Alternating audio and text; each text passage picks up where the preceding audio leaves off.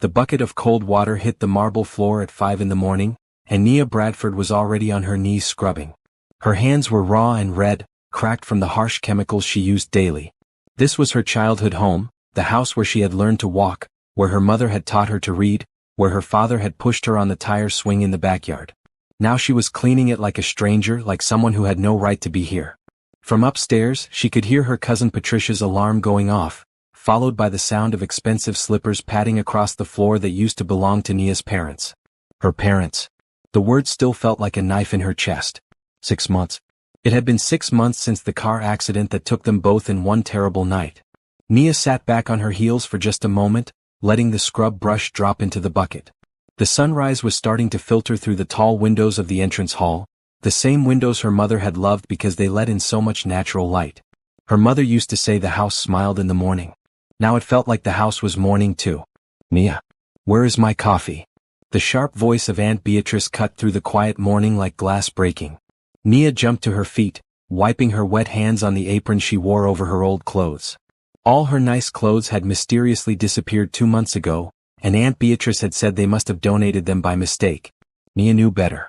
She had seen Patricia wearing her favorite jacket just last week. "Coming, Aunt Beatrice," Nia called out, abandoning the half-clean floor to rush to the kitchen. The kitchen had been her mother's pride, a huge space with an island in the center and top-grade appliances. Her mother had loved to cook on weekends, making big family meals that filled the house with warmth and laughter. Now Nia was barely allowed to eat the food she prepared. She got the leftovers and only after everyone else had eaten their fill. She quickly prepared the coffee exactly how her aunt liked it, black with 2 sugars, in the expensive china cup that had belonged to Nia's grandmother. Everything in this house had a history, a memory attached to it. And Aunt Beatrice was slowly erasing all of it. Her aunt appeared in the doorway wearing one of Nia's mother's silk robes. That hurt more than almost anything else. Aunt Beatrice was her mother's sister, but the two women had been nothing alike. Nia's mother had been kind, generous, always thinking of others. Aunt Beatrice thought only of herself. "This better not be cold," Beatrice said, taking the cup without a thank you. She sipped it and made a face. "Too much sugar. Make another one." "Yes, Aunt Beatrice." Nia's voice came out flat, empty. She had learned not to show emotion. It only made things worse. "And after you finish the floors, I need you to clean out the garage. I'm having someone come look at your father's car collection. Those cars are just taking up space." Nia's head snapped up. "But those were Dad's. He spent years collecting them." Beatrice's eyes went cold. "Your father is dead, Nia. And someone needs to make practical decisions around here. Those cars are worth money, money that this household needs. The household wouldn't need money if Beatrice hadn't been spending it like water for the past 6 months. New furniture, expensive clothes, jewelry, trips to the spa twice a week." Nia had seen the credit card bills that came in the mail before Beatrice snatched them away. But she said nothing. What could she say? She was 22 years old but felt powerless as a child. After Beatrice left with her coffee, Nia returned to scrubbing the floors. Her back ached and her knees hurt, but she kept working. This was her life now. Wake at 5, clean until Patricia and Donald woke up, make their breakfast, clean up after them, do the laundry, make lunch, clean some more, make dinner, clean up again, and finally collapse into the small bed in the attic room around midnight. The room that used to be storage was now her bedroom. The beautiful bedroom she had grown up in, with its big windows and comfortable furniture, now belonged to Patricia. Around noon, when she was taking the trash to the curb, the mailman handed her a stack of letters. Nia flipped through them quickly, seeing mostly bills and advertisements. Then one envelope caught her eye. It was thick, expensive paper with a law firm's name embossed on the front. Thompson and Associates, Attorneys at Law. Her heart started beating faster. She glanced back at the house, then quickly slipped the letter into her apron pocket. Something told her this was important, something she needed to keep secret from Aunt Beatrice. The rest of the day dragged by. Nia could feel the letter in her pocket like it was burning a hole through the fabric. She wanted to read it, but there was no privacy in this house anymore. Beatrice watched her constantly, and Patricia or Donald were always around, ready to report anything unusual to their mother. It wasn't until late that night, after everyone had gone to bed, that Nia finally pulled out the letter in her attic room. Her hands shook as she opened it. The letter was formal, addressed to Miss Nia Bradford, regarding the estate of Robert and Catherine Bradford. Her parents. "Dear Miss Bradford," it read. This letter serves as notification that the reading of your parents' will is scheduled to take place on Friday, November 15th, at 10 a.m. in our offices. Your presence is required as the primary beneficiary. Due to the complex nature of the trust established by your parents, there have been some delays in the probate process, but everything is now in order. Please contact our office at your earliest convenience to confirm your attendance. The matter is time-sensitive and of utmost importance. The letter was signed by Harold Thompson, senior partner. Nia read it 3 times, her heart pounding. The primary beneficiary. Time-sensitive. Of utmost importance. What did it all mean? Her parents had been successful. Her father had built a real estate development company from nothing, and her mother had been a respected surgeon. But Aunt Beatrice had told her that there was barely anything left after the funeral expenses and debts. Had her aunt been lying? Nia looked around her small attic room, at the simple bed and the one small window that barely let in any light. She thought about the past 6 months of her life, the endless work, the cruel words, the way she had been stripped of everything that made her feel like herself. Something was not right. And she was going to find out what. She carefully folded the letter and hid it under her mattress. Tomorrow she would find a way to call the lawyer. She had to be smart about this. If Aunt Beatrice found out, there was no telling what she might do. For the first time in 6 months, Nia felt a tiny spark of something she had almost forgotten. Hope. Nia barely slept that night. She kept thinking about the lawyer's letter hidden under her mattress, about what it might mean. When her alarm went off at 5, she was already awake, staring at the ceiling of her tiny room. The morning routine started as always. Clean the floors, prepare breakfast, serve her aunt and cousins. But today felt different. Today, Nia had a secret, something that was hers alone. It made the harsh words from Patricia easier to ignore, made the dirty looks from Donald roll off her back. "You're in a good mood today," Beatrice said suspiciously over her coffee. "What are you so happy about?" Nia kept her face neutral. "Nothing, Aunt Beatrice. Just grateful for another day." It was the kind of answer that usually satisfied her aunt, suggesting submission and acceptance. Beatrice grunted and went back to reading something on her phone. Probably shopping, Nia thought. That's all her aunt seemed to do anymore. The problem was the phone. Nia no longer had one. Aunt Beatrice had taken it 3 months ago, claiming it was too expensive to keep paying for the plan. Never mind that Nia's parents had paid for a year in advance before they died. The phone, like so many of Nia's belongings, had simply disappeared. She needed to find a way to call Mr. Thompson's office without her aunt knowing. The house phone was in the kitchen, right where Beatrice could hear every conversation. There was no privacy anywhere in this house anymore. As Nia washed the breakfast dishes, an idea came to her. The public library. It was about a mile away, an easy walk. She could go there, use their phone or a computer to contact the lawyer's office. But she needed a reason to leave the house. Aunt Beatrice rarely let her go anywhere alone. "Aunt Beatrice," Nia said carefully after lunch, "we're running low on cleaning supplies. Would it be all right if I walked to the store this afternoon?" Beatrice looked up from her tablet, where she was browsing furniture websites. She had already replaced most of the living room furniture that Nia's parents had collected over 20 years of marriage. "Can't you go tomorrow? We're almost out of the bathroom cleaner you like," Nia said. "The one with the lavender scent." That did it. Beatrice was particular about her bathroom products. "Fine. But be back in an hour. And I want receipts for everything you buy." "Yes, Aunt Beatrice." An hour later, Nia was walking down the familiar streets of her neighborhood. It felt strange to be outside, almost like she was a prisoner getting a taste of freedom. The fall air was cool and fresh, and despite everything she found herself taking deep breaths and feeling just a little bit lighter. The library was quiet on a Wednesday afternoon. Nia found a computer in the back corner and pulled up the website for Thompson and Associates. Her hands shook slightly as she typed. There was a phone number listed and a contact form. She decided to use the form, explaining who she was and that she needed to speak with Mr. Thompson about her parents' estate. She hit send and waited. 5 minutes passed, then 10. She was about to give up when an email notification popped up. Mr. Thompson had responded personally, asking her to call him at a private number he provided. Nia's heart raced. She found a payphone outside the library, something she hadn't used in years. She had exactly $3 in her pocket, money she had found in an old coat. Would have to be enough. The phone rang twice before a deep, kind voice answered. "This is Harold Thompson." "Mr. Thompson? This is Nia Bradford.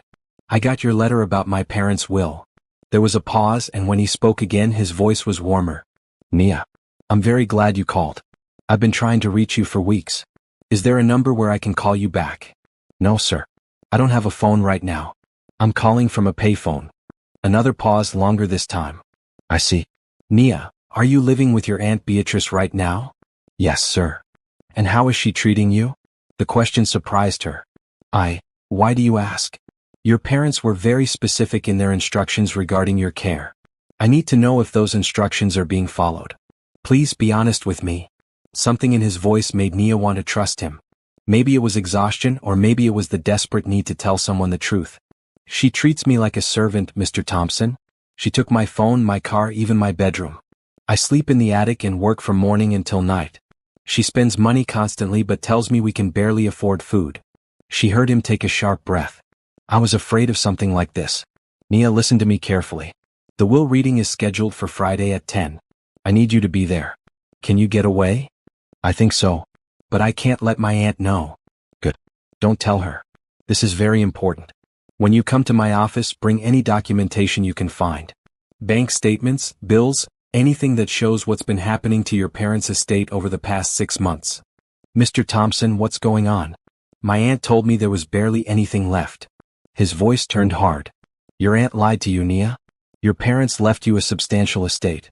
And I have reason to believe Beatrice has been accessing funds illegally. But we'll discuss all of this on Friday. For now, I want you to have a way to contact me.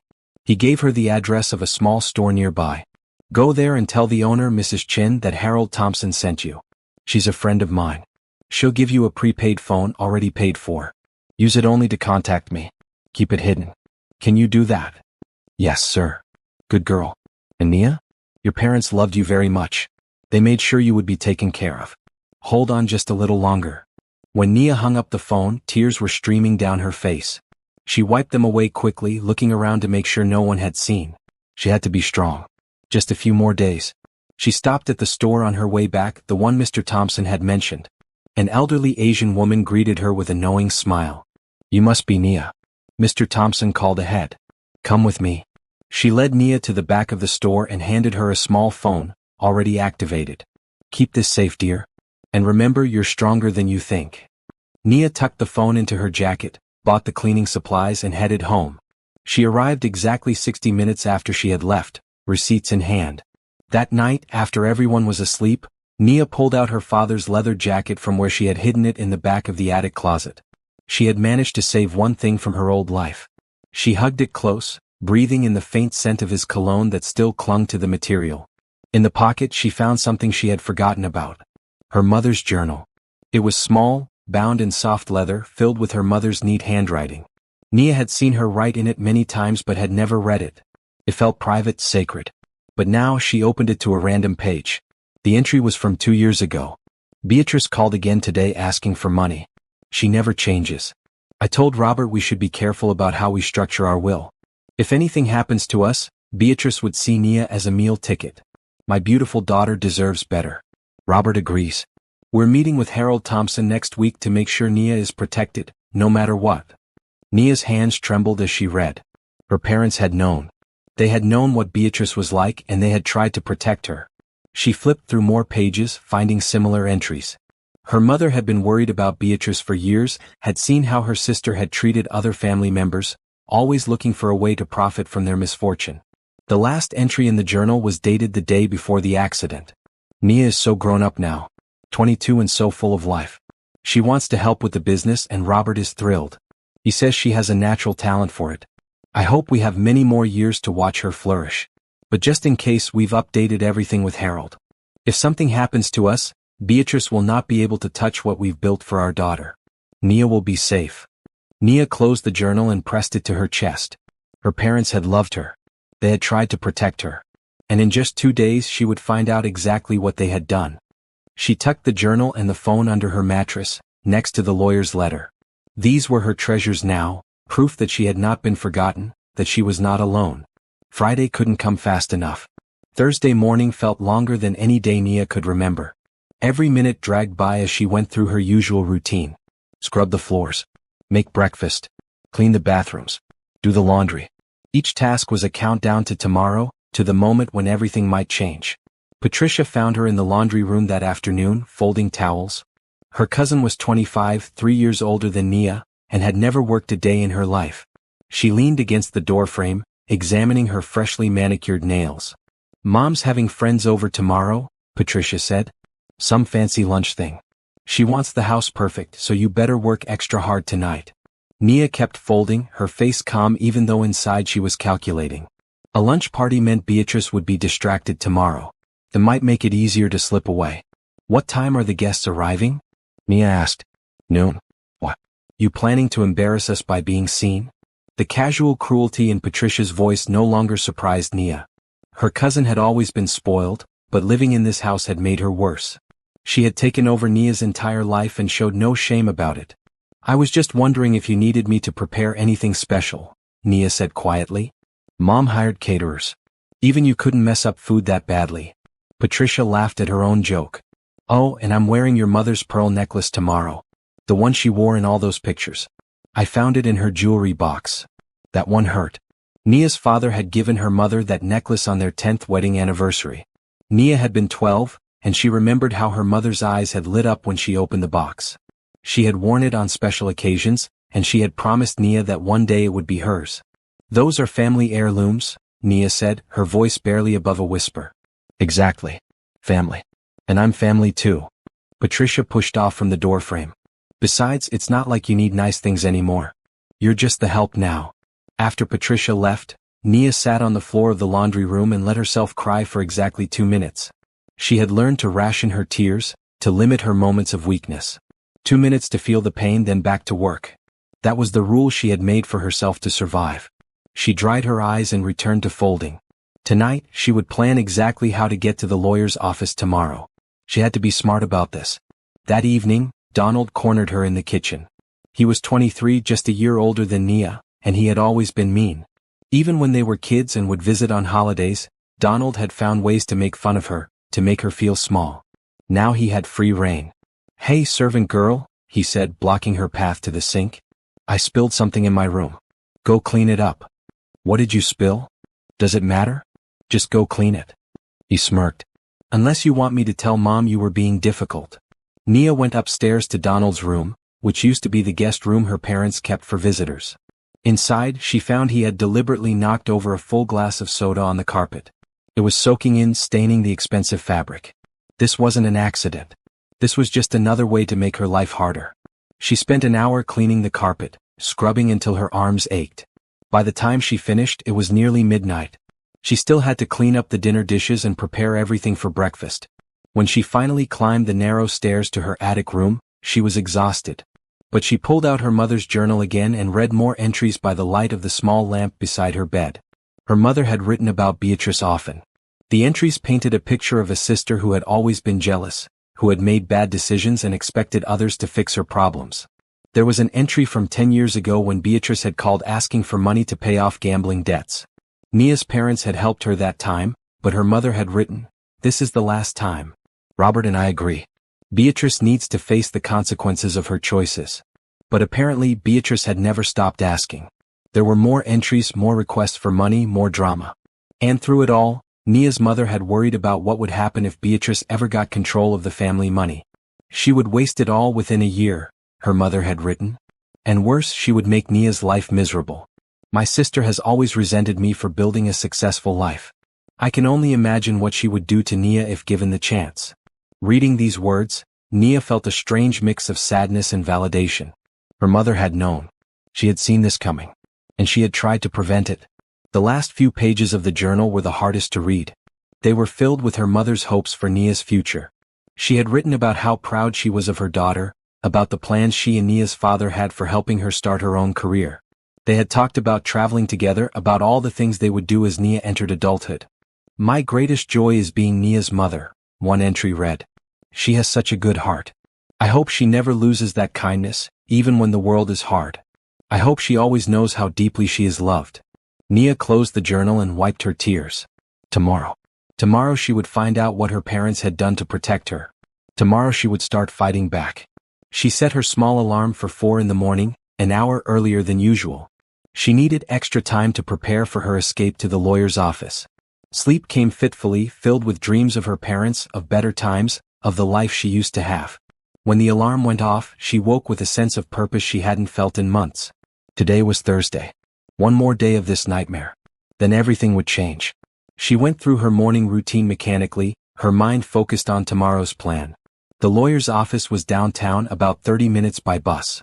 She had saved $5 from the change she was given at the store, hidden in her shoe. It would be enough for the bus fare. The appointment was at 10. If she left the house at 9, she would make it with time to spare.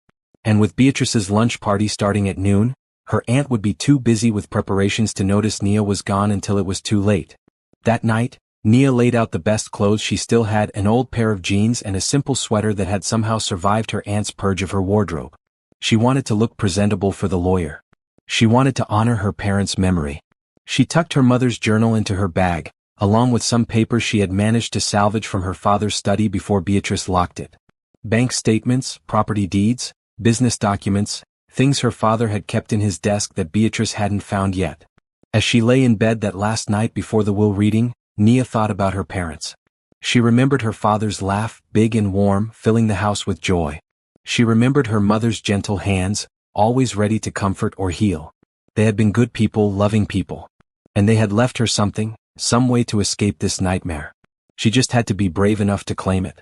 Tomorrow, she told herself. Tomorrow she would start taking back her life. Friday morning arrived with heavy clouds and the threat of rain. Nia woke at 4, her heart already racing. This was it. Today she would find out the truth about her parents' will, about what they had left her, about whether escape from this house was really possible. She went through her morning routine on autopilot, her mind elsewhere. As she made breakfast, Beatrice came down earlier than usual, already dressed in an expensive outfit Nia had never seen before. More new clothes, more money spent. The caterers will be here at 10, Beatrice announced. I want you to stay out of sight when my guests arrive. Go to your room and don't come down until I tell you. I don't need you embarrassing me in front of my friends. Perfect, Nia thought. Her aunt was essentially giving her permission to disappear for the morning. Yes, Aunt Beatrice, she said meekly. And make sure this kitchen is spotless before you go upstairs. I won't have the caterers thinking we live in filth. Nia cleaned the kitchen until it shone, then retreated to her attic room at 8:30. She waited until she heard the caterers arrive, heard Beatrice's loud voice directing them, heard Patricia and Donald come downstairs. The house was busy, chaotic. No one would notice her slipping out the back door. At 9 o'clock, Nia changed into her better clothes, grabbed her bag with all the documents and crept down the back stairs. She could hear Beatrice in the dining room complaining about the flower arrangements. The caterers were busy in the kitchen. No one saw her slip out the back door and around the side of the house. The morning air was cool and damp. Nia walked quickly to the bus stop 2 blocks away, constantly looking over her shoulder, half expecting to hear Beatrice's angry voice calling her back. But no one came. She caught the bus downtown with minutes to spare. The law offices of Thompson and Associates were in a tall building in the business district. Nia had been here once before years ago, when her parents had brought her to sign some papers for a trust fund. She barely remembered it, but the marble lobby looked familiar. The elevator took her to the 15th floor. Her hands shook as she opened the glass door to the law firm. The receptionist, a young woman with a kind face, looked up and smiled. You must be Nia Bradford. Mr. Thompson has been expecting you. Please follow me. Harold Thompson's office was large and lined with law books. He stood when Nia entered, a tall man in his 60s with gray hair and sharp eyes that looked kind behind his glasses. Nia, he said warmly, coming around the desk to shake her hand. Thank you for coming. Please sit down. Nia sat in one of the leather chairs facing his desk. She clutched her bag in her lap, suddenly nervous. This man held the answers to everything. Mr. Thompson sat across from her, his expression serious. First, I want to say how sorry I am about your parents. They were good people and they were dear friends of mine. I've known your family for over 20 years. Thank you, Nia whispered. Now, I need to ask you some questions before we proceed. When your parents died, your Aunt Beatrice was appointed as temporary guardian until certain conditions were met. Can you tell me what your living situation has been like? Nia took a deep breath and told him everything. The way Beatrice had moved into the house immediately. How her things had been taken away. The long hours of work, the small room in the attic, the cruel words, the way she was treated like a servant in her own home. She showed him the papers she had brought, the evidence of excessive spending, the bills that kept arriving. Mr. Thompson's face grew darker as she spoke. He took notes, asked questions, and when she finished, he sat back in his chair with a heavy sigh.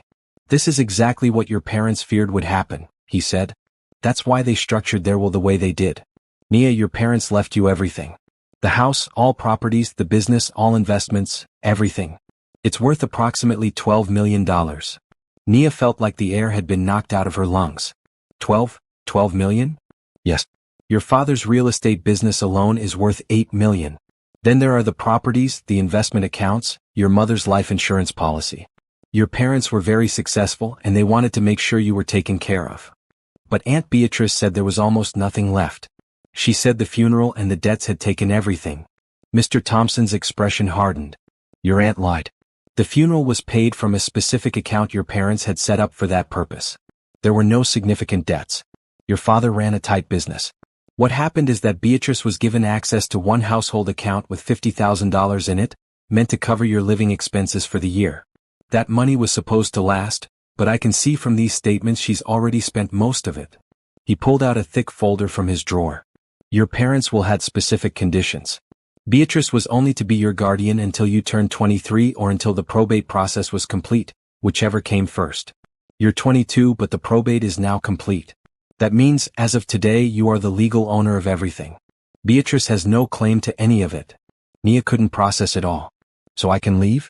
I can get my house back. Not just that.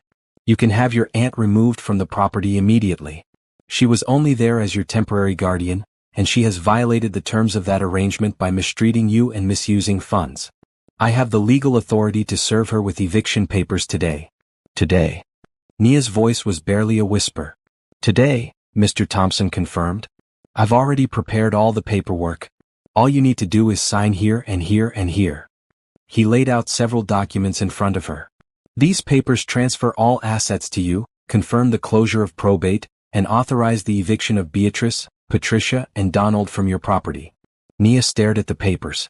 Her whole life was about to change with just a few signatures. Part of her was terrified. What if this was a dream? What if she signed these papers and nothing changed? But then she thought about her mother's journal, about the words of love and protection her parents had left behind. They had planned this. They had made sure she would be safe. She picked up the pen and signed. Mr. Thompson smiled. "Good. Now, I'm going to have the sheriff's office serve these papers this afternoon. I recommend you don't return to the house until after that happens. Do you have somewhere safe you can go?" Nia shook her head. She had nowhere to go, no friends she had been allowed to keep in contact with. "Then I suggest you stay in my waiting room for now. This should only take a few hours. I'll handle everything. Your aunt will be escorted from the property, and you'll be able to return home." "Your home," he emphasized. "What about the money she spent? Can we get it back?" "We'll certainly try. I'll be filing a lawsuit against Beatrice for misuse of funds and for the cost of your care, which she clearly didn't provide. It may take time, but we'll recover what we can." Nia felt tears starting to fall. "Thank you. Thank you so much." Mr. Thompson's expression softened. "Your parents trusted me to take care of you if anything happened to them. I'm just doing what they asked. They loved you very much, Nia. Never doubt that." He handed her a tissue and then stood. "Now, I need to make some calls. Help yourself to the coffee and snacks in the waiting room. I'll keep you updated on what's happening." Nia spent the next 3 hours in the waiting room, alternating between excitement and terror. What would Beatrice do when the sheriff arrived? Would she go quietly or would there be a scene? Around 2 o'clock, Mr. Thompson came out of his office with a satisfied look on his face. "It's done. Your aunt and cousins have been escorted from the property. The locks have been changed and these are your new keys." He handed her a set of keys. "Your house is yours again." Nia took the keys, feeling their weight in her palm. They were real. This was real. "I've also arranged for a security system to be installed tomorrow, and I've contacted your father's business partners.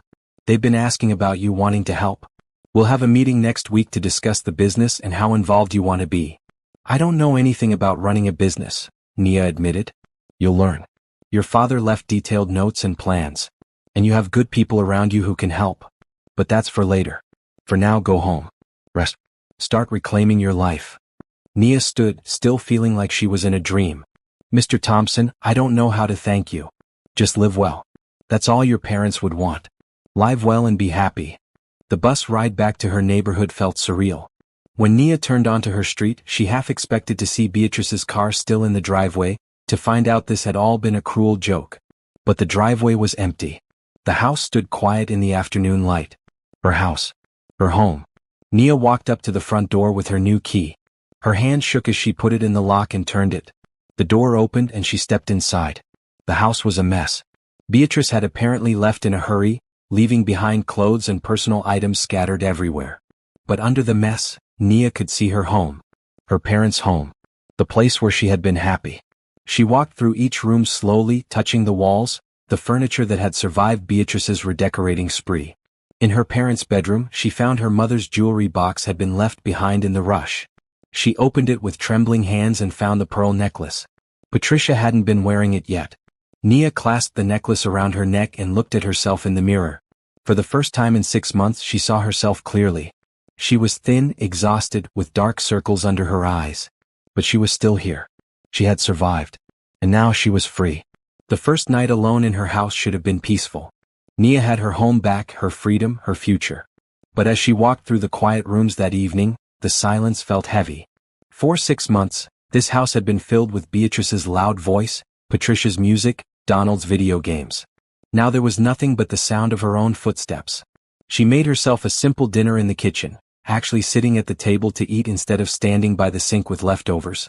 It felt strange, almost wrong, even though this was her house now. She kept expecting Beatrice to walk in and yell at her for sitting down. That night she didn't go up to the attic. Instead she reclaimed her old bedroom. Patricia had left it a mess, with clothes everywhere and makeup scattered across the dresser. But underneath the chaos, Nia could see traces of her old life. The photos of her and her parents were still on the wall, though some had been turned backward. Her bookshelf still held the books her father had given her over the years. She spent hours cleaning the room, washing the sheets, putting things back where they belonged. It was nearly midnight when she finally crawled into her old bed. The mattress felt too soft after months of sleeping on the thin one in the attic. She lay awake for a long time, staring at the ceiling, processing everything that had happened. Tomorrow was Saturday.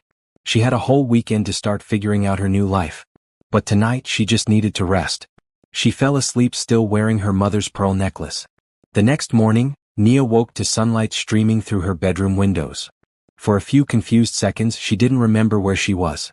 Then it all came back. The lawyer's office. The will reading. The eviction. She was home. Really home. The house felt enormous now that she was alone in it. She made coffee in the kitchen and carried it out to the back porch, something she had loved to do on Saturday mornings before her parents died. The garden was overgrown. Beatrice hadn't bothered to maintain it, but Nia could see the structure underneath the weeds. Her mother had loved this garden, had spent hours out here planting and pruning and making it beautiful. Nia decided that would be her first project. She would restore her mother's garden. She was pulling weeds that afternoon when her phone rang. The prepaid one Mr. Thompson had arranged for her. She didn't recognize the number. Hello? Miss Bradford? This is Isaiah Morton. We met briefly at your aunt's party a few weeks ago. Nia remembered him. The young businessman who had seemed uncomfortable with how Beatrice was treating her. He had given her his card, though she hadn't had the courage to call him. I remember, she said cautiously. I hope you don't mind me calling. I got your number from Harold Thompson. He's a friend of my family. He thought I should reach out to you. Why? Well, your father and I had been discussing a potential business partnership before he passed. I run a property management company, and your father's development business was looking to expand into that area. When I heard about what you went through with your aunt, I wanted to see if you were okay. And to offer my help with the business if you need it. I don't really know anything about business, Nia admitted. That's all right. I didn't either when I started. But you have good people working for your father's company, people who knew him and respected him. They've been worried about you. Would you be willing to meet with them? Maybe next week. Nia thought about it. She could hide in this house and try to figure everything out alone. Or she could accept help from people who had known her father, who might be able to teach her how to carry on his legacy. Okay, she said. I'll meet with them. Great. I'll coordinate with Harold and send you the details. And Nia? I'm glad you're safe now. Your father was a good man. He would be proud of how strong you've been. After they hung up, Nia sat in the garden for a long time. People had noticed. People had cared. Even while she was trapped in her own home, there had been people who saw what was happening and wanted to help. Sunday afternoon there was a knock at the door. Nia answered it cautiously, half afraid it might be Beatrice coming back to cause trouble. Instead, she found an elderly woman holding a casserole dish. Nia Bradford? I'm Mrs. Peterson from 3 houses down. I knew your parents. I wanted to bring you some food and tell you how sorry I am about everything that happened. You knew? About my aunt. Mrs. Peterson's face showed sympathy and guilt. We all knew something wasn't right. We could see how she treated you when you were outside. But we didn't know what to do. We didn't want to interfere in family business. I'm sorry we didn't help you sooner. Nia took the casserole, feeling a mix of emotions. Thank you for coming now. Over the next few days, more neighbors stopped by. Some brought food, others just wanted to talk. They shared stories about her parents, about the parties they used to throw, about how much they had loved Nia. One neighbor mentioned that they had called Mr. Thompson a few months ago, concerned about what they were seeing, which had prompted him to speed up the probate process. Nia realized she hadn't been as alone as she thought. People had been watching, worrying, trying to help in the ways they could. On Tuesday, she had her first meeting with her father's business team. Isaiah picked her up and drove her downtown to the offices of Bradford Development Corporation. The building was modern and impressive, with her father's name on the directory in the lobby. The conference room was full of people waiting to meet her. Isaiah introduced them one by one. James, who had been her father's partner for 15 years. Susan, who ran the financial department. Carlos, the lead architect. Maria, who managed client relations. All of them looked at her with a mixture of sympathy and hope. Your father talked about you all the time, James said. He was so proud of you. He had plans to bring you into the business to teach you everything. We want to honor that. They spent 3 hours going over the business. They explained the projects her father had been working on, the properties they managed, the plans for future development. They showed her financial reports and client lists. It was overwhelming, but Nia found herself interested despite her fear. I'll need time, she said finally. I need to learn. I can't just step in and run everything. We don't expect you to, Susan assured her. We've been running things smoothly since your father passed. We can continue doing that while you learn. Think of us as your teachers. We'll show you everything and you can decide how involved you want to be. Isaiah walked her to his car after the meeting. You did great in there, he said. I barely understood half of what they were talking about. You'll learn. You're your father's daughter. It's in your blood.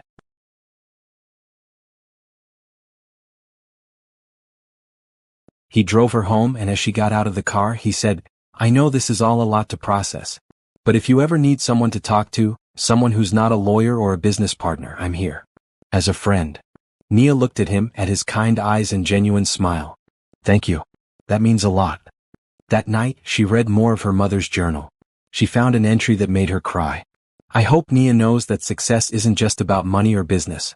It's about being true to yourself, about treating people with kindness, about building a life that matters. She has such a good heart. Whatever she does, wherever life takes her, I know she'll make us proud. Nia closed the journal and looked around her bedroom at the life she was slowly rebuilding. She wasn't sure what her future held, but for the first time since her parents died, she felt like she might actually have one. Her phone buzzed with a text from Isaiah. Just a simple message, you're going to be okay. And for the first time in 6 months, Nia believed it might be true. Wait, Nia thought as she reread Isaiah's text. The will reading was already done. She had signed all the papers at Mr. Thompson's office last Friday. So why did her thoughts keep circling back to that day, replaying every moment? It was Wednesday now, nearly a week since she had reclaimed her life. The house was slowly starting to feel like home again. She had spent the week cleaning, removing the traces of Beatrice's occupation, restoring things to how her parents had kept them. Every room she reclaimed felt like a victory. But something was bothering her. Mr. Thompson had called that morning and asked her to come back to his office. He had something important to discuss, something he hadn't mentioned during their first meeting. Nia sat in the same leather chair she had occupied last Friday, but this time she felt different. She wasn't the desperate girl who had snuck out of her attic room. She was the owner of a $12 million estate, the head of a successful business. Even if she didn't feel like it yet, legally that's what she was. Mr. Thompson looked serious as he sat across from her. Nia, I need to tell you something I held back last week. I didn't want to overwhelm you with everything at once, but now that you've had time to settle in, there's more you need to know. More? What else is there? He pulled out another folder, this one even thicker than the last. Your parents will have layers to it. The first layer was the straightforward transfer of assets to you. But there was a second part, one that deals with Beatrice specifically. Nia leaned forward. What do you mean? Your parents included a provision in their will that if Beatrice violated the terms of her guardianship, which she clearly did, she would be held financially responsible for any damages. That includes the money she spent from the household account, any property she damaged or sold, and compensation for the way she treated you. So you're suing her? Yes. But there's more. Your parents also left a detailed document outlining their concerns about Beatrice. They documented every time she had asked them for money over the years, every debt she had racked up, every scheme she had tried to pull. They wanted to make sure that if she ever tried to claim she deserved part of the estate, there would be clear evidence of why she didn't. Mr. Thompson opened the folder and showed Nia page after page of documentation. Bank transfers, emails, text messages. A complete history of Beatrice's financial irresponsibility and her attempts to manipulate her sister. Your mother was meticulous about keeping records, Mr. Thompson said. She knew that someday this might be needed. Nia felt tears building. Even after death, her parents were still protecting her. There's something else, Mr. Thompson continued. Your father included a video message in the will. He recorded it about a year before he died just in case. I think you should watch it. He turned his computer screen toward Nia and pressed play. Her father's face appeared on the screen and Nia's breath caught. He looked healthy, happy, sitting in his home office with the window behind him showing the garden her mother loved. Hi, baby girl, he said, and his voice was so familiar it hurt. If you're watching this, it means your mom and I are gone. I'm so sorry, Nia. I'm sorry we couldn't be there for you. I'm sorry you had to go through whatever you went through without us. He paused, looking down at his hands, then back at the camera. I need you to know that we planned for this. Not because we thought we'd die young, but because life is unpredictable and we wanted you to be protected no matter what. I know Beatrice probably told you there was no money, that we left you with nothing. That's a lie. We left you everything, Nia. Everything we built for you. Her father's expression turned serious. I also know that Beatrice probably made your life difficult. Your mom and I talked about this a lot. We knew what kind of person Beatrice was. She's my wife's sister and we loved her, but we also knew she couldn't be trusted with responsibility. We hoped we were wrong, hoped she would step up and take care of you properly. But we prepared for the worst. He leaned closer to the camera. Nia, you are stronger than you know. You have your mother's kindness and my stubborn determination. Don't let what happened to you make you bitter. Don't let it make you small. You come from good people and you have the chance to build something amazing with your life. The business is yours if you want it. Take your time learning. Ask questions. Make mistakes. That's how you grow. And if you decide you don't want the business, that's okay too. Sell it, invest the money, do something completely different. Your mom and I just want you to be happy. Her father smiled, that big warm smile she remembered so well. I love you, baby girl. I'm so proud of the woman you've become. I wish I could be there to see what you'll do next, but I believe in you. Now go live your life. Make it count. The video ended. Nia sat in silence, tears streaming down her face. Mr. Thompson quietly handed her a box of tissues. He recorded that about a year before the accident, Mr. Thompson said softly. He and your mother both had a feeling something might happen. They had been receiving some threats related to a business deal that had gone bad. Nothing came of those threats, but it made them think about the future, about making sure you would be okay. Threats? Nia looked up, alarmed. The accident, was it really an accident? The police investigated thoroughly. It was a genuine accident, a drunk driver who ran a red light. But the threats made your parents think about mortality, about what would happen to you if they were gone. That's when they updated their will and added all these protections. Nia wiped her eyes. Can I get a copy of that video? Of course. I'll email it to you today. Mr. Thompson closed his laptop. Now there's one more thing we need to discuss. Beatrice has been trying to contact you. Nia's stomach dropped. What? She's left several messages with my office demanding to speak with you. She claims she deserves compensation for taking care of you for 6 months. She also says you owe her for the improvements she made to the house. Improvements? She ruined half the furniture and spent all the household money on herself. I know. That's why I'm bringing this up. She's threatening to take you to court. It's an empty threat, she has no legal standing, but I wanted you to be aware. She may try to contact you directly. What should I do if she does? Don't engage with her. Forward any messages to me. Don't meet with her alone. She's desperate and angry, and desperate people do unpredictable things. You have a restraining order that's being processed. Once it's in place, she won't be able to contact you at all. Nia nodded, feeling a chill run down her spine. She had thought getting her house back would be the end of it, but Beatrice wasn't going to let go that easily. "There's good news too," Mr. Thompson said, his tone brightening. "Several of the items Beatrice sold have been recovered. Your father's car collection was still at the dealership where she tried to sell it. The paperwork hadn't been finalized, so we were able to stop the sale. The cars are being returned to your property this week." "Really?" Nia felt a surge of relief. Her father had loved those cars. "And we're tracking down the furniture and other items she sold online. Some of it will get back, some of it is gone for good. But we're doing everything we can."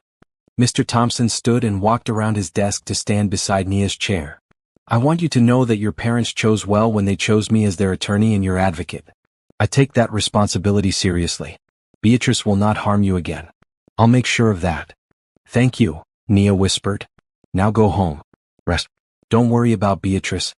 Focus on healing and learning about your father's business. The rest will sort itself out."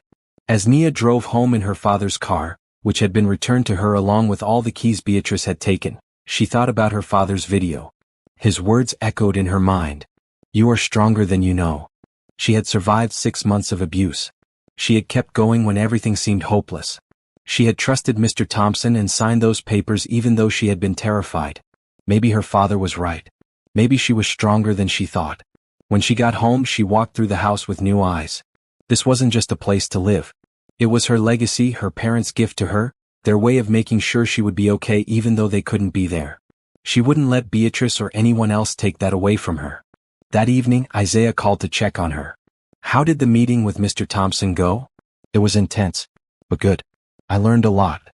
"Want to grab dinner tomorrow?" "Nothing fancy, just two friends getting food and talking about something other than legal documents and business reports." Nia smiled. "That sounds perfect." After they hung up, she walked out to the garden. The sun was setting, painting the sky in shades of orange and pink. Her mother's garden was slowly coming back to life under Nia's care. The weeds were gone, the flowers were starting to bloom again. She thought about her father's words. "Make it count. Live your life." She was going to do exactly that. Thursday morning brought the sound of trucks in the driveway. Nia looked out her bedroom window to see her father's car collection being delivered. 5 beautiful classic cars, each one a piece of her father's passion and history. She rushed outside in her pajamas and robe, watching as professional transporters carefully unloaded each vehicle. The lead driver handed her a clipboard. "Miss Bradford? We need you to sign here confirming delivery. These are some beautiful machines. Your father had excellent taste." Nia signed with shaking hands. When the trucks drove away, she stood in the driveway surrounded by her father's cars. A 1967 Mustang in cherry red. A 1970 Chevelle in midnight blue. A 1969 Camaro in silver. A 1963 Corvette in classic white. And her favorite, a 1965 Thunderbird in turquoise that her father had restored himself.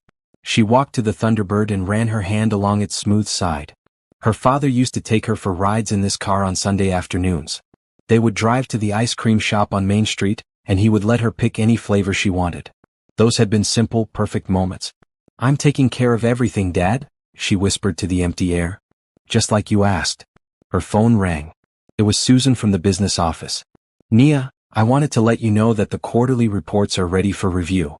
I know we just threw a lot at you on Tuesday, but I thought you might want to see the actual numbers for yourself. Would you like to come in today, or should I email them?" "I'll come in," Nia decided. "I need to start learning this for real." An hour later, she was back in the conference room at Bradford Development Corporation. Susan had laid out spreadsheets and reports across the large table. "I'm going to start with the basics," Susan said kindly. "Your father's company has 3 main revenue streams. First, we develop new residential properties. We buy land, design communities, build houses, and sell them. Second, we own and rent out commercial properties, mostly small shopping centers and office buildings. Third, we invest in other real estate ventures, partnering with other developers on larger projects." She walked Nia through each category, explaining the numbers in simple terms. Despite her fear of not understanding, Nia found herself following along. Susan was a patient teacher, answering every question without making Nia feel stupid. "The company brings in about $2 million in profit annually," Susan explained. "That's after all expenses, salaries, taxes, everything. Half of that gets reinvested into new projects, and the other half is distributed to the owner, which is now you. So I make $1 million a year? Nia's voice came out as a squeak. Susan smiled. Yes. But that's just from the company operations. You also have the rental income from the properties you own personally, the investment portfolio your parents built, and the life insurance payout that's sitting in an account earning interest. Altogether, your annual income is probably closer to $2 million, even if you don't touch the principal. Nia sat down heavily in a chair. I can't process that. You don't have to process it all at once. What you need to know is that you're secure. You never have to worry about money again. You can take your time figuring out what you want to do with your life. But I want to learn the business. My father built this. I want to understand it. Susan's smile widened. That's exactly what he hoped you would say. And we're all here to teach you. James wants to take you to look at some of the properties this afternoon if you're up for it. Nothing formal, just a tour so you can see what we do in practical terms. Nia spent the afternoon driving around the city with James, looking at the various properties Bradford Development owned or managed. Strip malls with thriving businesses. Apartment complexes with happy tenants. A new housing development under construction on the edge of town. Your father had a philosophy, James explained as they walked through the construction site, both wearing hard hats. He believed in building quality. Not the cheapest, not the biggest, but the best. He said if you take care of people, if you build them good homes and good spaces for their businesses, they'll be loyal. They'll stay. They'll refer their friends. That's how you build a reputation. Is that how he became so successful? That's exactly how. When your father started this company 25 years ago, he was just a guy with a vision and a small loan. He built one house, then another. Each one better than the last. People noticed. They trusted him. And his business grew because he earned that trust. They stopped at a house in one of the older developments, a cheerful yellow home with a garden out front. James knocked on the door and a middle-aged woman answered. James? What a surprise. She hugged him, then noticed Nia. And who is this? This is Nia Bradford, Robert's daughter. The woman's face softened. Oh honey, I'm so sorry about your parents. Your father was such a good man. My husband and I bought this house from him 15 years ago. It's been perfect. We've raised 3 kids here. She invited them in for coffee and spent 30 minutes telling Nia stories about her father. How he had personally fixed a problem with their roof when they first moved in. How he sent them a housewarming gift. How he always remembered their names and asked about their children at community events. He made us feel like we weren't just customers, the woman said. We were part of a community he was building. That's rare in business. As they drove away, James said, that's your father's legacy. Not just the money or the buildings. The relationships. The trust. The way he made people feel valued. That's what you're inheriting. That evening, Nia sat in her father's home office, the same room where he had recorded his video message. She had been avoiding this room, leaving it exactly as it was when he died. Now she walked in and sat at his desk. The office was lined with photos. Her father with various business partners. Her parents at charity events. Nia at every stage of her childhood, from baby pictures to her college graduation. One photo caught her eye, a picture of her father standing in front of the very first house he had built. He looked so young, so hopeful. She opened his desk drawer and found notebooks filled with his handwriting. Business plans. Sketches of house designs. Notes about clients. And then she found something else, a letter addressed to her in his handwriting. Her hands trembled as she opened it. My dear Nia, it read. If you're reading this, it means I'm gone and you've claimed your inheritance. I'm so proud of you for being strong enough to get this far. I know the road hasn't been easy, especially if Beatrice did what we feared she would. But you made it. You survived. That takes incredible strength. I want you to know that building this company, making this money, achieving this success, none of it meant anything compared to being your father. You were my greatest achievement, my biggest success, my proudest moment. Every house I built thinking about the families who would live there, the children who would grow up safe and happy. And I always thought of you. The business is yours now. You can keep it, change it, sell it, do whatever feels right to you. All I ask is that you remember why I built it. Not for money or recognition, but to create something good in the world, to help people, to make their lives a little better. You have the kindest heart of anyone I've ever known, just like your mother. Whatever you decide to do it with that heart leading the way. The world needs more kindness, more people who care about others. Be that person, Nia. Make a difference. I love you forever, my baby girl. Dad. Nia read the letter 3 times, tears flowing freely. Then she carefully folded it and placed it back in the drawer. She would keep it safe, pull it out whenever she needed strength or guidance. Her phone buzzed with a text from Isaiah. Still on for dinner tomorrow? She wiped her tears and texted back. Yes. Looking forward to it. She was starting to build a new life, one that honored her parents' memory while being truly her own. It wasn't easy, and there were moments of grief that still knocked the breath out of her. But she was doing it. She was moving forward. The next morning, Mr. Thompson called with news. The restraining order against Beatrice has been approved. She's not allowed to contact you or come within 100 yards of your property. If she violates it, she'll be arrested. What about the lawsuit? It's moving forward. We have a court date in 6 weeks. The evidence against her is overwhelming. She won't win, but she's going to try. Be prepared for that. I am, Nia said, and she meant it. That afternoon, she met Isaiah for dinner at a casual restaurant downtown. It felt strange and wonderful to be out like a normal person, not worrying about getting back home before Beatrice noticed she was gone. You look different, Isaiah observed over their meal. Lighter somehow. I feel different. Like I'm finally able to breathe. They talked about everything except business and family drama. He told her about his own journey of building his company from scratch. She told him about her dreams of maybe going back to school, finishing the degree she had started before her parents died. Why did you stop? He asked. My aunt convinced me I needed to stay home, help around the house. She said school was a waste of time since there was no money for it anyway. I believed her. Are you angry about that? Nia thought about it. I'm trying not to be. Being angry just keeps me trapped in that time, in that pain. I want to move forward. Isaiah smiled. That's very wise. And for what it's worth, you can go back to school anytime you want. You have the resources and the time now. I know. I'm thinking about it. But I also want to learn the business. I feel like I owe it to my father to try. You don't owe him anything. He gave you all of this because he loved you, not because he expected something in return. I know. But I want to do it anyway. Not out of obligation, but because I think I might actually enjoy it. When James showed me the properties today, when he told me stories about my father helping people, I felt something click. Like maybe this is what I'm supposed to be doing. As they left the restaurant, Isaiah walked her to her car. You're going to be amazing at whatever you choose to do, he said. Your father knew that. That's why he left you everything. Thank you, Nia said. For being a friend through all of this. I really needed one. Anytime, he said warmly. As Nia drove home that night, past the familiar streets of her neighborhood, she felt something she hadn't felt in a long time. Her life was far from perfect. She was still grieving, still learning, still healing. But she was free. She had choices. She had a future.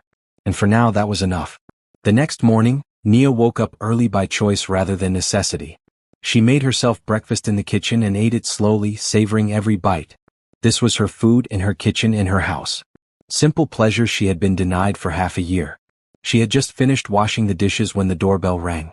Through the window she saw a delivery truck.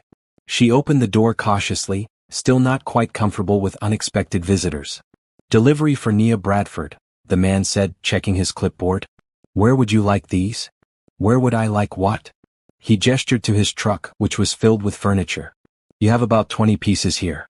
Mostly bedroom furniture and some living room items. Nia was confused until she saw the invoice. Mr. Thompson had arranged for the furniture Beatrice had sold to be repurchased.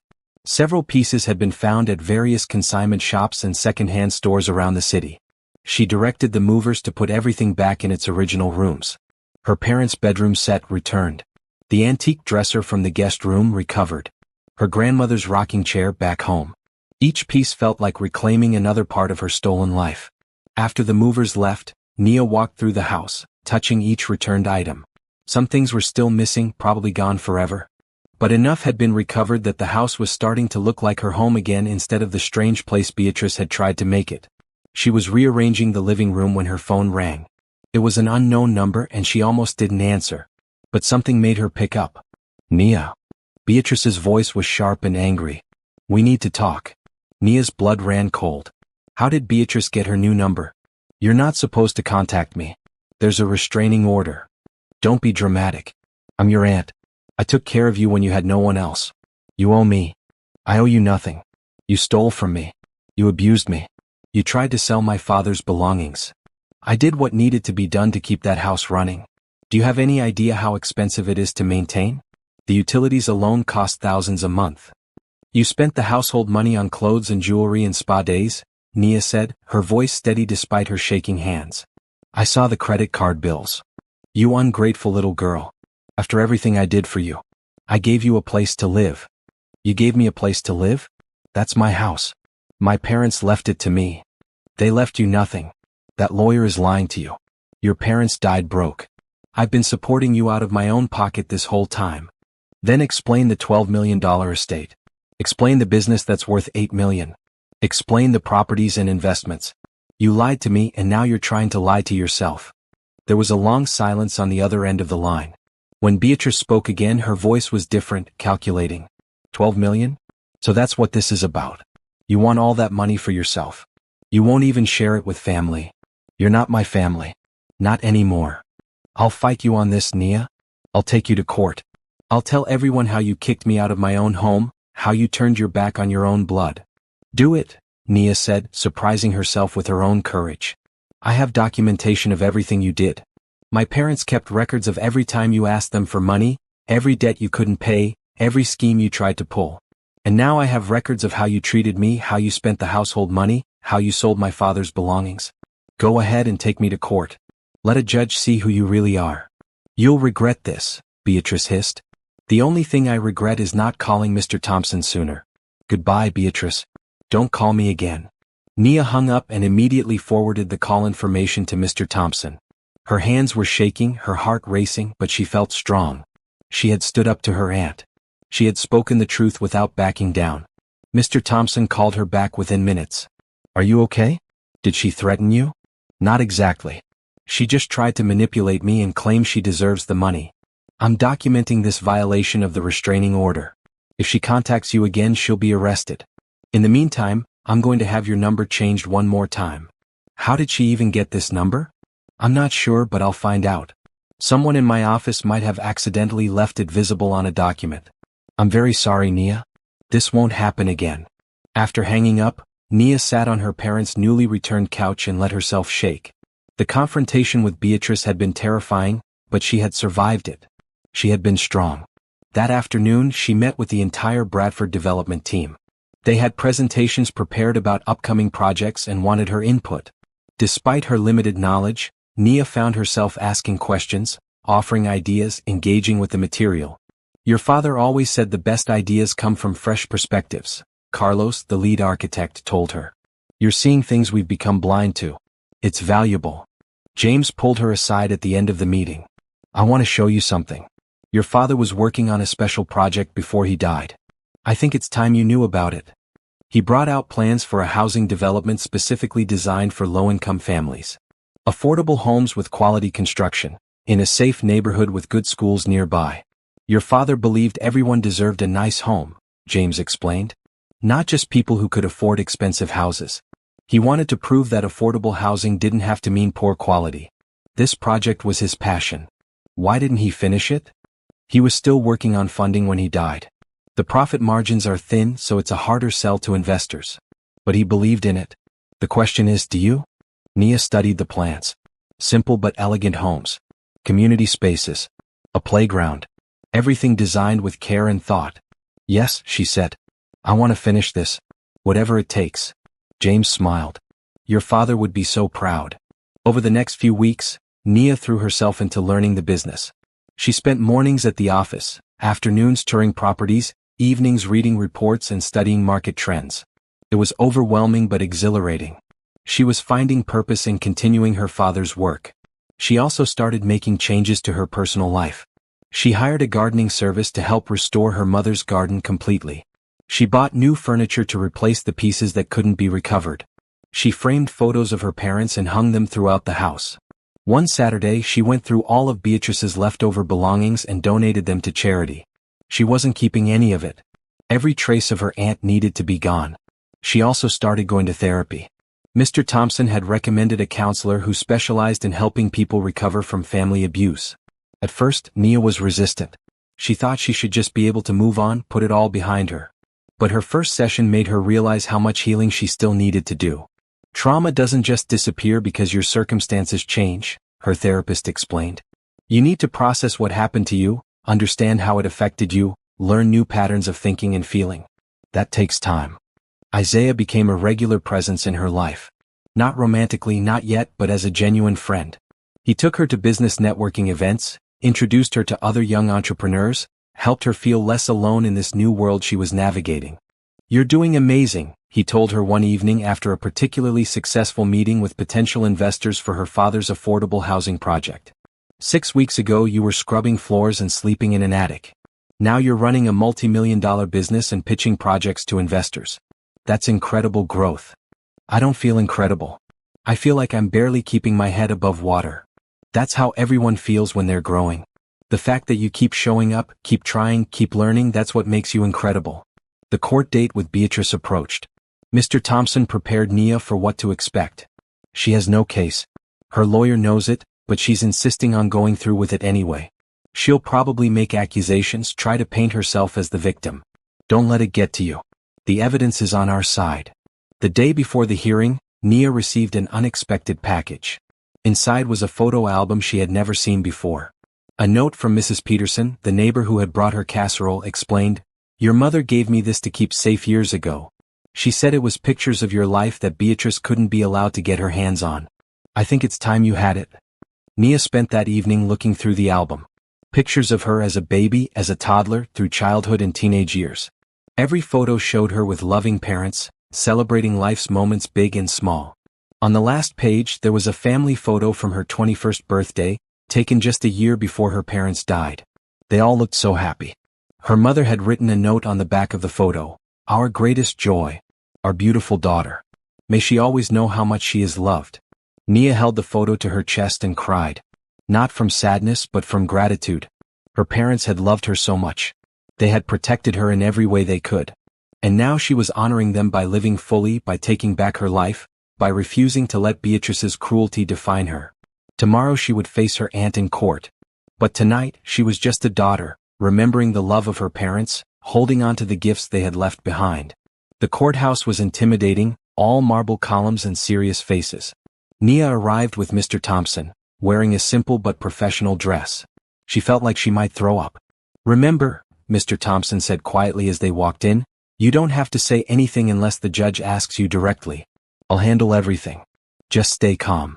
Beatrice was already in the courtroom with her lawyer, a tired-looking man who kept checking his watch.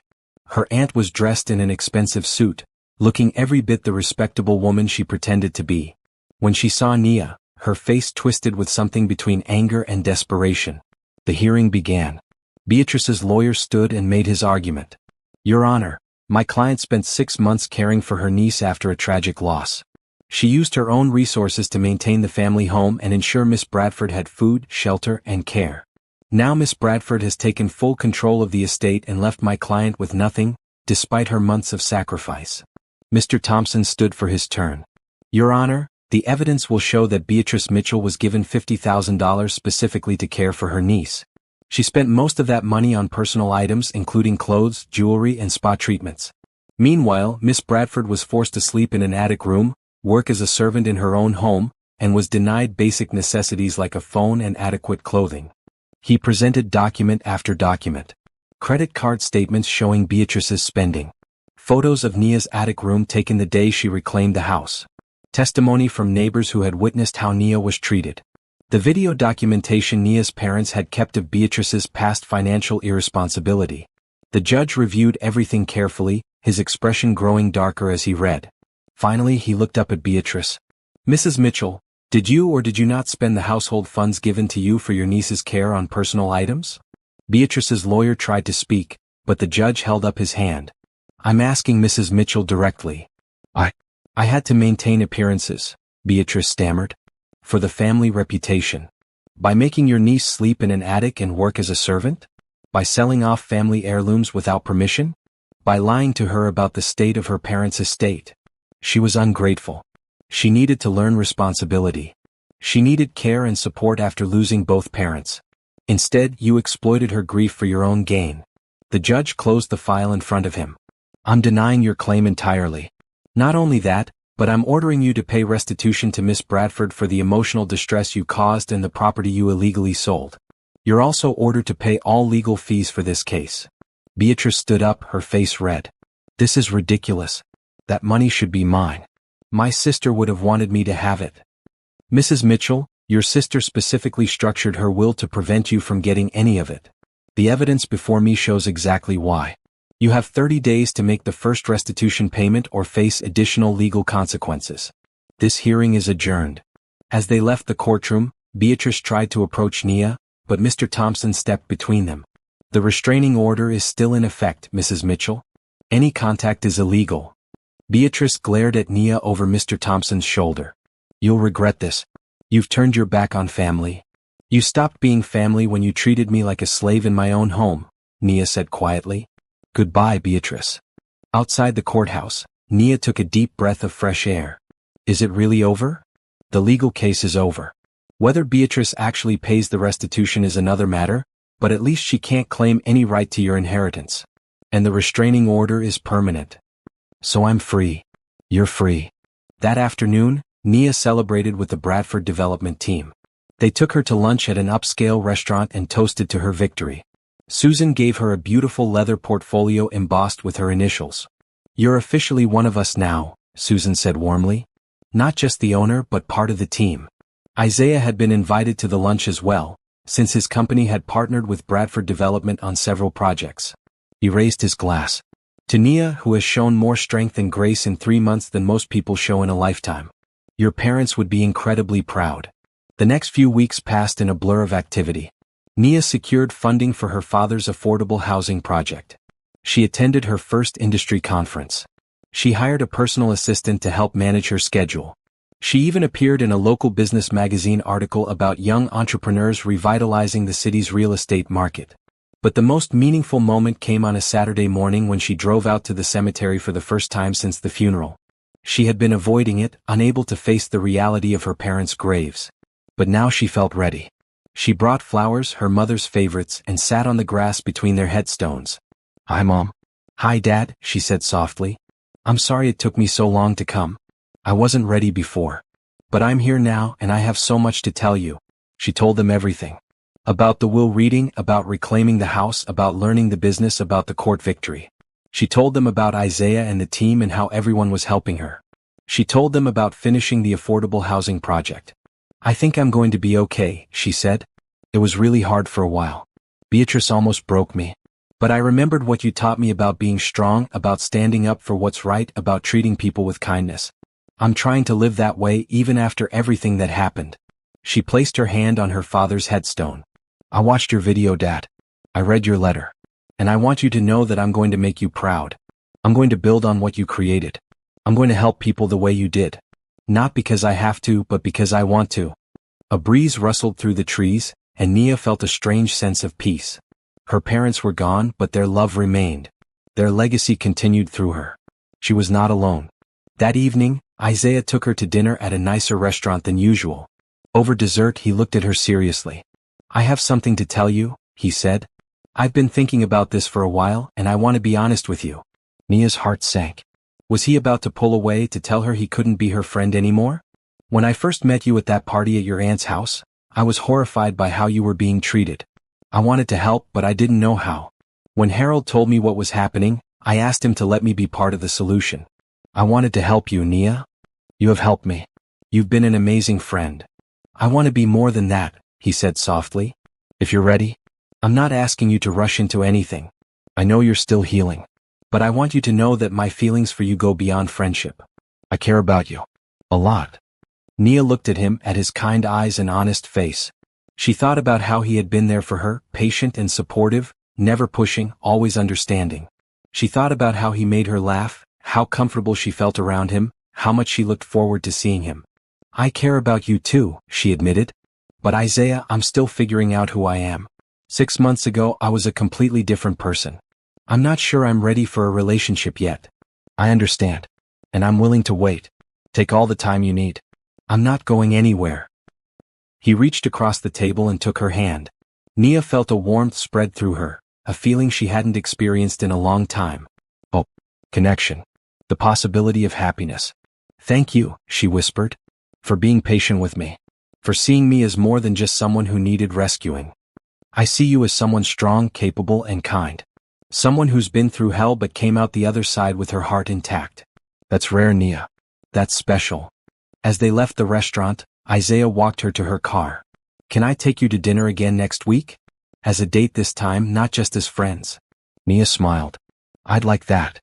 Driving home, she thought about how much her life had changed. 3 months ago, she had been scrubbing floors at 5 in the morning. Now she was running a successful business, living in her own home, and maybe starting to open her heart to someone new. Her phone buzzed with a text from Susan. The permits for the affordable housing project came through. We can break ground next month. Nia pulled into her driveway, her father's classic cars gleaming in the garage, her mother's garden blooming in the yard. She walked into her house, not the place where she had suffered, but her home. The place where she was building a new life. She poured herself a glass of wine and stood in the kitchen where so many memories had been made. Good ones from before her parents died. Bad ones from the months with Beatrice. And now new ones. Better ones. She raised her glass to the empty room. To new beginnings, she said aloud. Tomorrow she would go back to work. She would continue learning, growing, building. She would honor her parents by living fully, by helping others, by being kind. But tonight she would just be Nia. A young woman who had survived the unthinkable and come out stronger on the other side. A young woman who was finally, truly free. 6 months after reclaiming her life, Nia stood at the construction site of her father's affordable housing project. The first homes were going up, their frames rising against the blue sky. Workers called out to each other, the sound of hammers and saws filling the air. It was the sound of progress, of dreams becoming reality. Isaiah stood beside her, his hand casually resting on her lower back. They had been officially dating for 4 months now, taking things slow but steady. He had kept his promise to be patient, and their relationship had grown naturally from friendship into something deeper. Your father would love this, Isaiah said, watching as a wall was lifted into place. I hope so, Nia replied. I kept finding his notes about this project, all his ideas about how to make quality housing accessible to everyone. I'm just trying to bring his vision to life. Her phone rang. Mr. Thompson. Nia, can you come to my office today? There's something important I need to discuss with you. Is everything okay? Is Beatrice causing problems again? No, nothing like that. This is actually good news. Very good news. An hour later, Nia sat in the familiar leather chair in Mr. Thompson's office. He looked pleased about something, a slight smile playing at his lips. I received something this morning that I've been holding for exactly 1 year, he said, pulling out a sealed envelope. Your mother left instructions that this was to be delivered to you 1 year after the will reading. Nia's breath caught. Another message from her mother? She was very specific about the timing, Mr. Thompson continued. She wanted you to have a full year to adjust, to heal, to find your footing before you receive this. I don't know what's inside. She sealed it herself. He handed Nia the envelope. Her mother's handwriting was on the front. For Nia 1 year after. With all my love, Mom. With shaking hands, Nia opened the envelope. Inside were several pages in her mother's neat handwriting and a smaller sealed envelope with "Open this last" written on it. She began to read the letter. My darling Nia, if you're reading this, it means a year has passed since you learned the truth about your inheritance. I hope this year has been kind to you. I hope you've been healing, finding your way, discovering who you are without your father and me by your side. First, I need to tell you something important. The accident that took your father and me was not an accident. We found out 3 weeks before we died that someone had been embezzling from the company. We had evidence, we were about to go to the police, and then the car crash happened. The police ruled it an accident, and maybe it was. But your father and I had discussed the possibility that someone might try to silence us. That's why we updated everything with Harold, why we made sure you would be protected. Nia felt cold. Her parents had known they were in danger? The letter continued. I need you to know this not to frighten you, but because you deserve the truth. The person we suspected is gone now, fired immediately after we died when James found more evidence. They can't hurt you or the company. But I wanted you to understand how seriously your father and I took protecting you, protecting our legacy. The sealed envelope contains information about all of this, names and evidence in case you ever need it. Harold has copies as well. We hoped you would never need to know, but we believed in being prepared. Now, my sweet girl, I want to talk about the future. If you're reading this, you've survived what we feared would happen with Beatrice. I'm so sorry you had to go through that.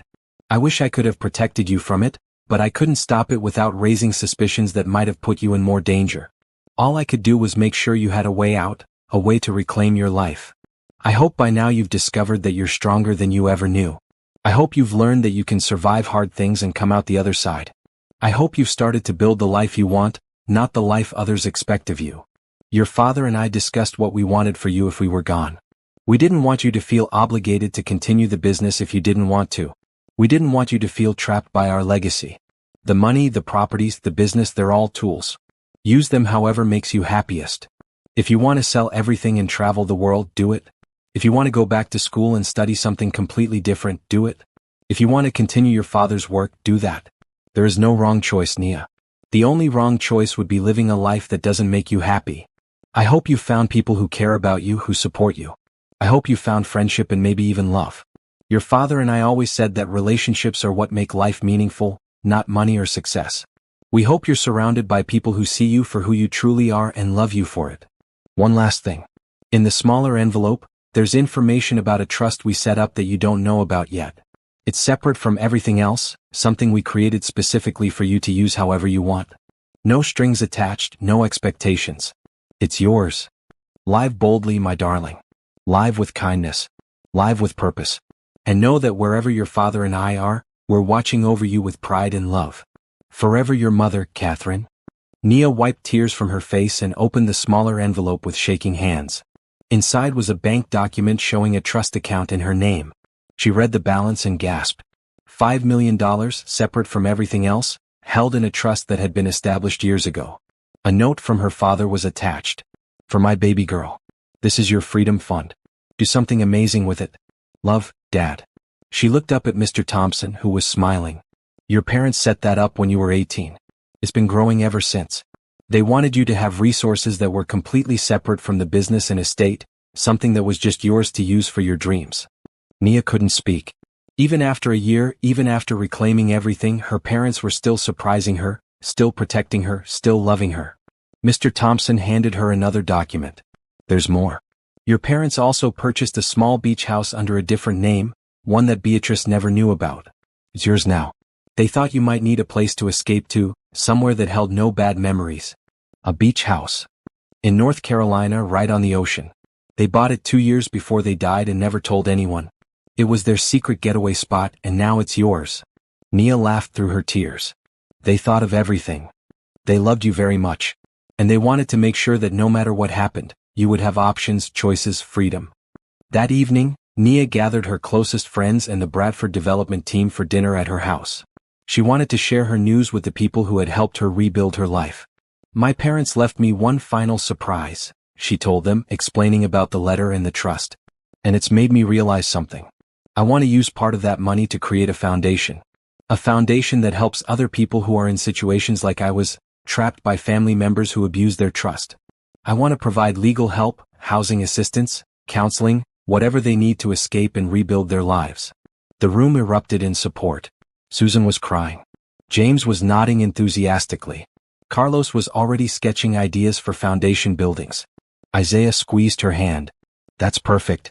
That's exactly the kind of thing your parents would love. I'm also planning to endow scholarships for students who want to study real estate development or architecture but can't afford school. And I want to expand the affordable housing project. Not just one development but several across the city. Your parents' legacy isn't just the money or the business, James said. It's the kindness, the generosity, the desire to help others. You're embodying all of that. As the evening wound down and people started leaving, Isaiah stayed to help clean up. They worked together in comfortable silence, and when the kitchen was clean, he pulled her close. I'm proud of you, he said softly. For everything you've accomplished, everything you've survived, everything you're becoming. I couldn't have done it without you, Nia replied. You've been there for me through all of this. I'll always be here for you, he promised. If you'll let me. She looked up at him, at the man who had been patient and kind and supportive through her darkest times. I love you, she said, the words coming out naturally, easily. His face lit up. I love you too. I've wanted to say that for months. They kissed, and Nia felt something inside her settle into place. This was her life now. Not perfect, not without grief or hard moments, but hers. Built on her own terms, filled with people who genuinely cared about her, pointed toward a future that honored her parents while being uniquely her own. A few weeks later, Nia stood in front of the city council, presenting her proposal for the Catherine and Robert Bradford Foundation. She spoke clearly and confidently, no longer the scared girl who had scrubbed floors and slept in an attic. My parents believe that everyone deserves safety, security, and the chance to build a good life, she told the council. This foundation will help make that possible for people who are trapped in situations of family abuse and exploitation. It will provide legal representation, temporary housing, job training, counseling, and ongoing support. The council approved her proposal unanimously. As she left the building, reporters asked for comments. She had become something of a local story, the young woman who had overcome family abuse to take over her father's company and was now using her resources to help others. "I'm just doing what my parents taught me," she told one reporter. "Use your blessings to bless others. I was given a second chance at life. I want to help others get that same chance." That night, she drove out to the cemetery again. She sat between her parents' graves and told them everything. "I found your letter, Mom. And Dad, I found your note about the Freedom Fund. Thank you. Thank you for everything. For protecting me, for believing in me, for loving me enough to make sure I would be okay even when you couldn't be here. I'm building something good with what you left me. I'm helping people. I'm continuing your work in the business. I'm being kind to others just like you taught me. And I'm happy, Mom and Dad. For the first time since you died, I'm genuinely happy. I found love too. His name is Isaiah, and I think you would have liked him. He's good and kind and patient. He believes in me even when I don't believe in myself. He makes me laugh. I know you're watching over me somehow. I feel you sometimes, in the quiet moments, in the sunlight streaming through the windows you loved, in the garden you planted. You're still here in a way. In the legacy you left, in the love you gave me, in the strength you taught me to find within myself. I miss you every day. But I'm going to be okay. Better than okay. I'm going to live the life you wanted for me. I'm going to make it count." She placed fresh flowers on both graves and stood to leave. As she walked to her car, she looked back one more time. "Thank you," she whispered. "For everything. I love you." The sun was setting as Nia drove home, painting the sky in brilliant colors.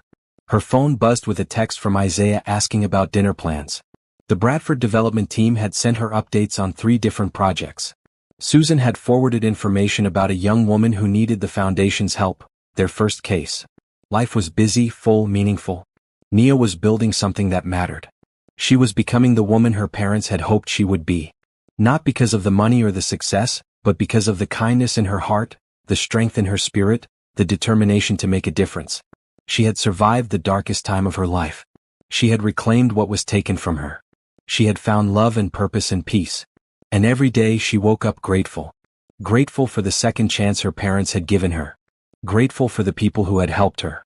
Grateful for the opportunity to help others now. The nightmare was over. A new dream was beginning. And Nia Bradford was finally, completely, beautifully free.